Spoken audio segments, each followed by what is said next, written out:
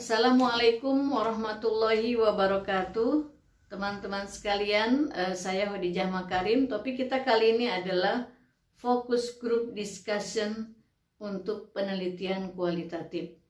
Teman-teman yang mengadakan atau melakukan penelitian kualitatif, apabila sudah melakukan wawancara, baik wawancara menggunakan pedoman yang terstruktur ataupun wawancara terbuka yang hanya membuat panduan-panduan garis-garis besar, kemudian setelah misalnya setelah diolah, dianalisis kok masih ada yang kurang misalnya, atau lagi masih ada pesan-pesan atau informasi yang masih harus diluruskan, atau mungkin masih harus diperdalam ya datanya. Maka untuk mendapatkan informasi yang lebih mendalam itu kita bisa menggunakan FGD. Nah, FGD adalah suatu metode untuk mengidentifikasi masalah atau satu kebutuhan ya. Jadi kalau misalnya FGD itu kita bandingkan dengan metode brainstorming, itu mirip ya.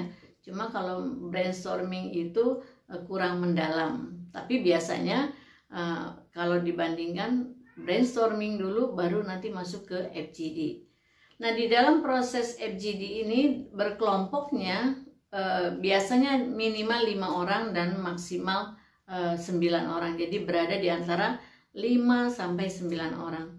Jadi teman-teman misalnya kalau punya responden berapa misalnya, kita bisa membuat 2 atau 3 kelompok sekali FGD misalnya.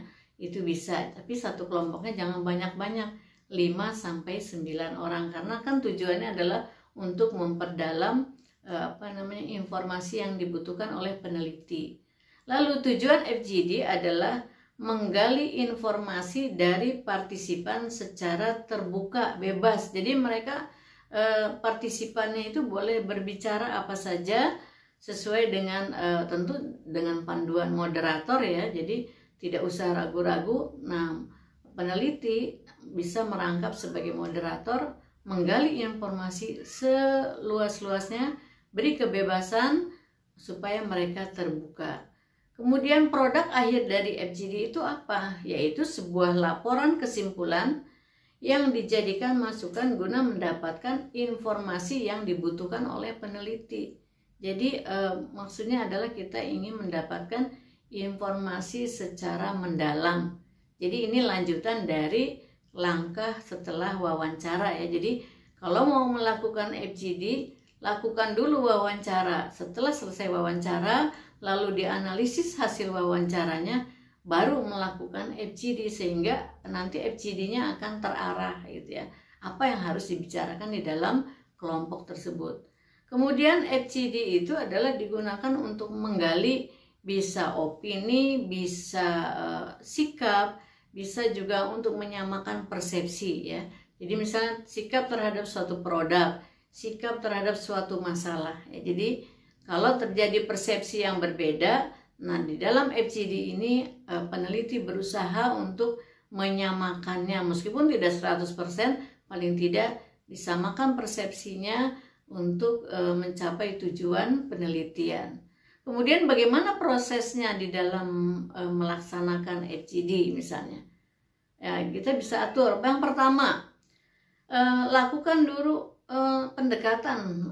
Kalau dalam konseling namanya raport ya. Raport itu adalah pra-diskusi. Jadi sebelum diskusi jangan langsung diberikan materi kemudian diskusi, nanti nggak nyambung, nggak akan terbuka karena kan belum ada saling mengenal.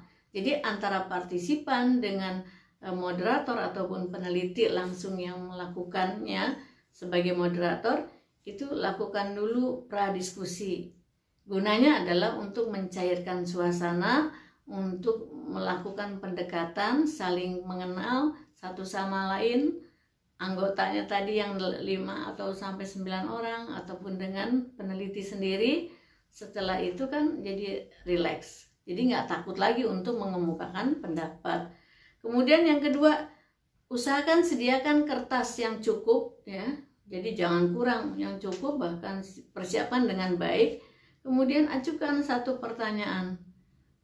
Pertama, ajukan satu pertanyaan, jangan langsung lisan. Nah, partisipan biasanya suka malu gitu ya, jadi sebaiknya dia tulis dulu. Nah, setelah tulis jangan dikumpulkan. Nah, setelah mereka menulis jawabannya, lalu baru kita tanyakan apa pendapatnya. Jadi pendapatnya tadi sudah ada acuannya secara tertulis. Kalau langsung lisan biasanya sungkan. Nah, kemudian lakukan proses diskusi ya. Tahap yang berikutnya itu adalah tahap ketiga, lakukan proses diskusi secara bebas dan terbuka ya. Jadi peneliti di situ harus cerdas menangkap. Jangan sampai ketika si partisipan berbicara moderator atau peneliti itu mencatat. Jadi tidak memperhatikan. Jadi betul-betul antara kemampuan mencatat dengan cepat dan kemampuan mendengar dan menyimak pendapat dari partisipan itu harus tinggi ya, harus bagus keterampilannya. Kemudian yang keempat adalah membuat laporan hasil diskusi pada saat itu secara kelompok itu apa hasilnya ya. Jadi katakanlah itu misalnya data mentahnya pada saat itu seperti apa. Dan kemudian yang terakhir adalah membuat laporan kesimpulan dari keseluruhan hasil FGD. Nah, itulah proses dalam melaksanakan FGD. Jadi jangan lupa harus didahului dengan pra-diskusi, kemudian sediakan kertas, sediakan alat tulisnya ya, kemudian jangan berharap mereka yang bawa, kita yang bawa. Kemudian kalau usahakan juga sediakan konsumsi ya, minum dan snack yang memungkinkan untuk dinikmati pada saat diskusi berlangsung supaya tidak kaku ya. Jadi itu sediakan oleh peneliti, kan ada anggarannya untuk itu ya. Jangan sampai partisipan itu kehausan dan kelaparan selama proses diskusi ya. Jadi kemudian setelah itu terjadi proses diskusi yang bagus gitu, buat kesimpulan. Itulah FGD. Baik teman-teman sekalian, di mana melaksanakan FGD? Carilah tempat yang aman, yang nyaman, kemudian yang mudah dijangkau oleh partisipan, dan jangan lupa yang membuat mereka bebas berpendapat.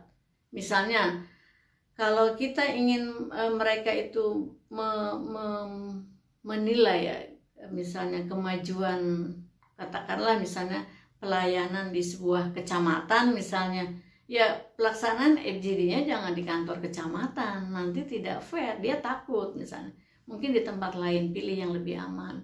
Kalau misalnya ingin misalnya FGD tentang penyuluhan gizi tentang keaktifan penyuluhan gizi yang dilakukan oleh kader PKK, ya jangan di kantor PKK misalnya, tapi carilah tempat lain. Karena kalau sesuai dengan tempatnya, poskonya masing-masing, khawatir nanti pendapat yang keluar itu tidak bebas ya. Kita tidak mendapatkan informasi yang sebenarnya.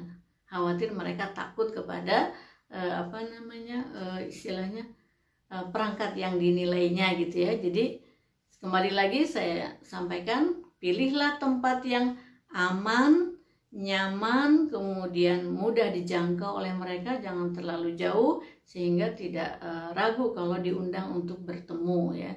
Baik teman-teman sekalian, jangan lupa kalau wawancara kita tidak mendapatkan informasi yang sesuai dengan tujuan penelitian, lakukan lanjutan yaitu dengan melaksanakan focus group discussion ya untuk penelitian kualitatif.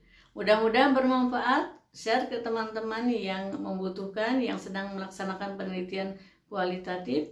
Sampai ketemu di lain kesempatan. Assalamualaikum warahmatullahi wabarakatuh.